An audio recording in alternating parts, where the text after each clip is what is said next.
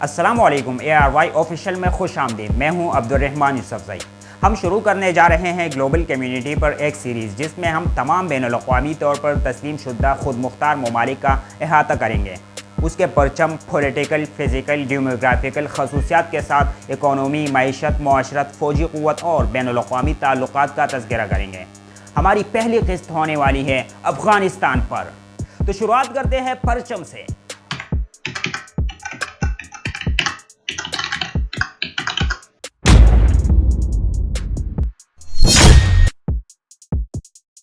عالمی سطح پر افغانستان کا تسلیم شدہ جھنڈا سیاہ، سرخ اور سبز رنگ پر مشتمل ہے اور درمیان میں ایک مسجد پر 2 جھنڈے لہرا رہے ہیں اور اس پر کلمہ تحریر ہے. بین الاقوامی سطح پر اسی جھنڈے کو افغانستان کا جھنڈا تسلیم کیا جاتا ہے.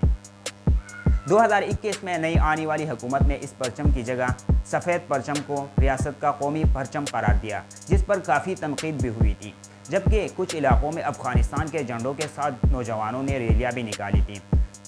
سن 1919 میں برطانیہ سے آزادی کے بعد سے اب تک لگ بھگ 19 مرتبہ افغانستان کا قومی پرچم تبدیل ہو چکا ہے. 20ویں صدی میں کسی بھی ملک کے پرچم کے مقابلے میں افغانستان کے جھنڈے میں سب سے زیادہ تبدیلیاں کی گئی ہیں. اور اب بات کرتے ہیں پولیٹیکل جغرافی کی.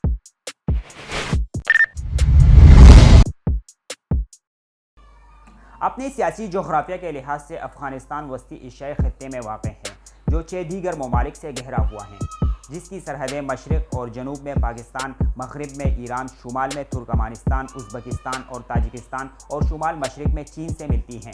افغانستان کے جغرافیہ پر پہاڑی سلسلوں کا غلبہ ہے، جس میں شمال میں کوہ ہندوکش کا سلسلہ شامل ہے. افغانستان چاروں طرف سے خشکی سے گھرا ہوا ملک ہے، جس کا کوئی ساحل سمندر نہیں. اس کی سمندری تجارت پاکستان کے ذریعے ہوتی ہے. کابل افغانستان کا دارالحکومت ہے. افغانستان کے مرکزی ادارہ برائے شماریات کے مطابق آبادی کے حساب سے افغانستان میں 12 بڑے شہر واقع ہیں. اسی طرح اگر آپ افغانستان کے نقشے پر دیکھیں تو اس طرف ایک تنگ راہداری نظر آتی ہے. اسے کہا جاتا ہے واخان کوریڈور. واخان کوریڈور پاکستان کے زیر انتظام کشمیر کے گلگت بلتستان کے علاقے سے تاجکستان کو جدا کرتا ہے. 18ویں صدی میں برطانیہ اور روس ایک دوسرے کے مد مقابل تھے، اپنی قوت کا مظاہرہ اور اثر و رسوخ قائم کرنے نوآبادیات بنا رہے تھے.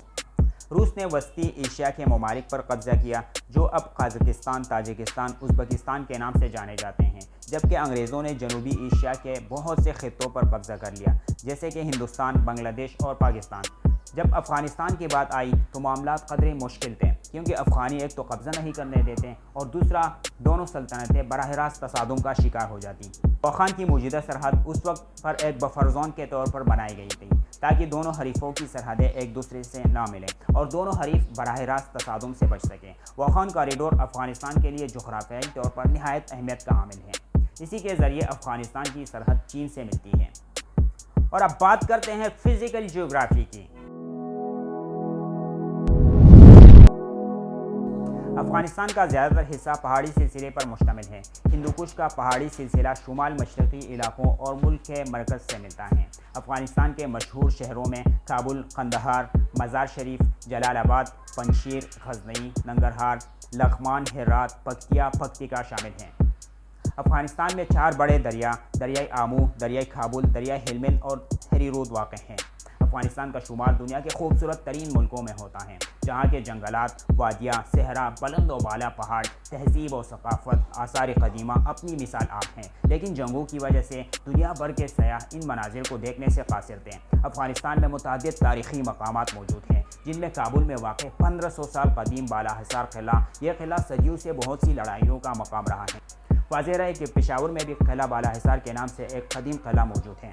اسی طرح مزار شریف میں واقع مزارات 12ویں صدی میں تعمیر کردہ یونیسکو کے عالمی ثقافتی ورثے پر مشتمل دریائے ہری رود کے کنارے واقع مینار جام، بامیان میں موجود بدھا کے مجسمے، غزنوی میں غزنوی حکمرانوں کے مقبرے، قندھار میں احمد شاہ ابدالی کا مزار، کابل کے مضافات میں واقع باغ بابر، جلال آباد میں باچا خان کا مزار اور دیگر سینکڑوں مقامات افغانستان میں موجود ہیں.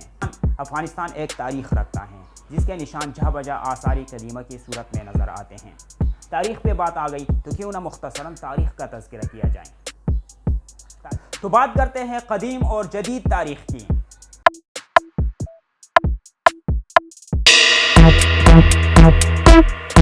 آثار قدیمہ کے شواہد سے پتہ چلتا ہے کہ انسان جدید دور کے افغانستان کے خطے میں کم از کم 50,000 سال سے آباد ہیں۔ قدیم دور میں یہ خطہ آریہ اس کے بعد سلطنت فارس کا حصہ رہا۔ 329 قبل مسیح میں یہ خطہ ایرانیوں سے سکندر اعظم نے چھین لیا، مگر ان کا قبضہ زیادہ دیر نہیں رہا۔ 642 عیسوی تک یہ علاقہ وقتاً فوقتاً ہنو، منگولوں، ساسانیوں اور ایرانیوں کے زیر تسلط رہا۔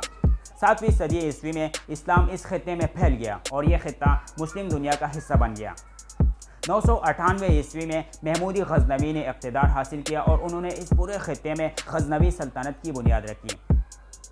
1146 میں غوریوں نے غزنویوں کو شکست دی اور انہیں غزنی کے علاقے تک محدود کر دیا۔ 1219 میں چنگیز خان کے منگولوں نے افغانستان کو سلب کر دیا تھا۔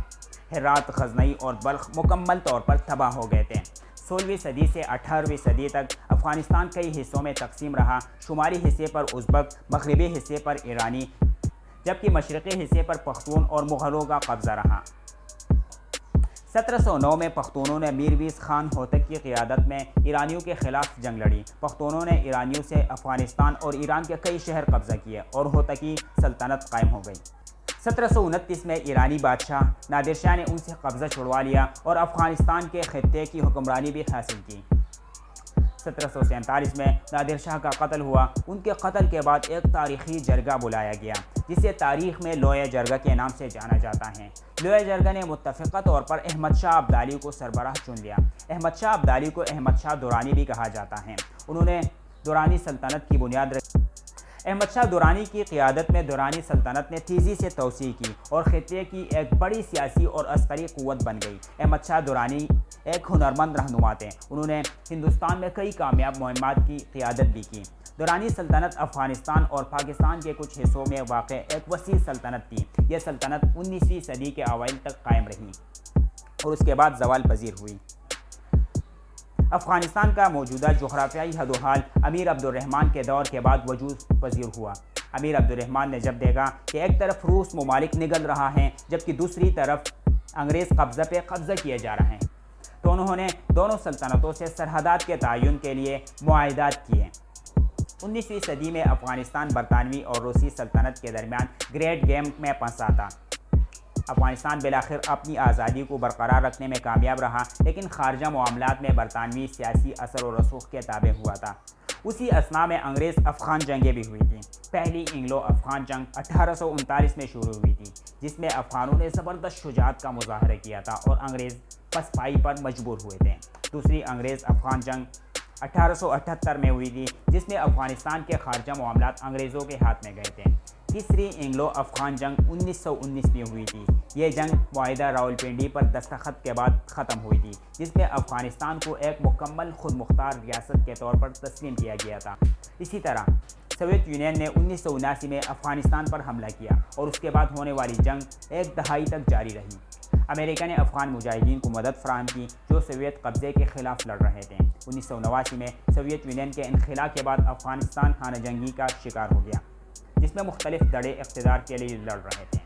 1996 میں طالبان نے کابل پر قبضہ کر لیا اور اپنی حکومت قائم کی، جو 2001 تک قائم رہی۔ 2001 میں امریکہ نے افغانستان پر حملہ کر کے طالبان کی حکومت ختم کی۔ 2004 میں حامد کرزئی کو افغانستان کا صدر چن لیا گیا اور جمہوریت نافذ کی گئی۔ دوسری طرف طالبان نے امریکہ اور اس کے اتحادیوں کے خلاف جنگ جاری رکھی ہے۔ 19 سال تک جنگ میں ناکامی کے بعد امریکہ نے افغان حکومت کو سائیڈ لائن کر کے فروری 2020 میں طالبان سے امن معاہدہ کر لیا۔ 1 مئی 2021 کو طالبان نے افغان حکومت کے خلاف ایک مسلح کارروائی شروع کی اور 15 اگست 2021 کو طالبان نے بغیر کسی مزاحمت کے کابل دوبارہ فتح کر کے اسلامی امارت افغانستان کو بحال کر دیا۔ اور اب بات کرتے ہیں ڈیموگرافی کی۔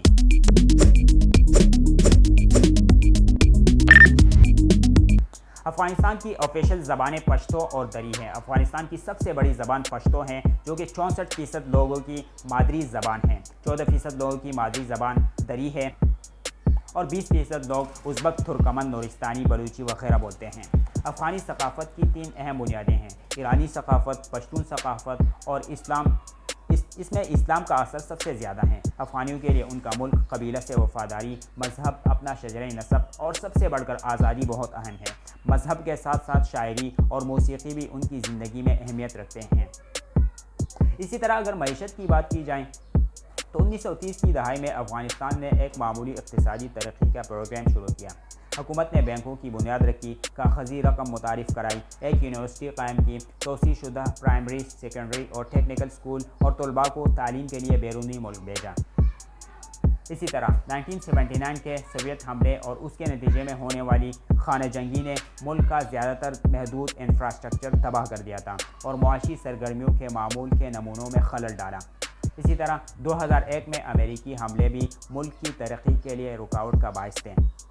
ملک میں آمدنی کا بنیادی ذریعہ زراعت ہے۔ افغانستان خشک میوجات بڑے پیمانے پر برآمد کرتا ہے۔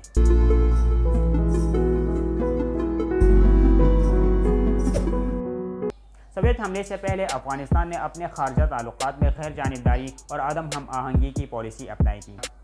دسمبر 1979 کے حملے کے بعد افغانستان کی خارجہ پالیسی سوویت یونین کی پالیسی کی عکاسی کرتی تھی۔ 90 کی دہائی میں طالبان کی حکومت کو صرف 3 ممالک پاکستان، سعودی عرب اور متحدہ عرب امارات نے تسلیم کیا تھا۔